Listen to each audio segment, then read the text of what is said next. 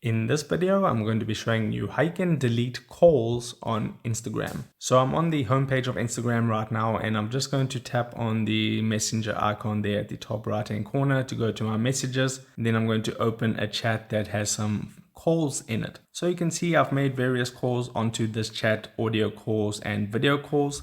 Now, if you long press on these specific calls and things like that, there's no official way to actually get rid of them from within the Instagram app. What you have to do if you want to get rid of this call history, what you'll need to do is delete the entire chat conversation. So when you do that, the video calls along with everything else within the chat, that'll be your messages that you've sent, your photos, your videos, everything that was contained within that chat will now be permanently deleted if you delete the chat. So if you're happy with doing that, what you need to do is just go back, and then you just need to long press onto the chat, and then you can see a menu pops up.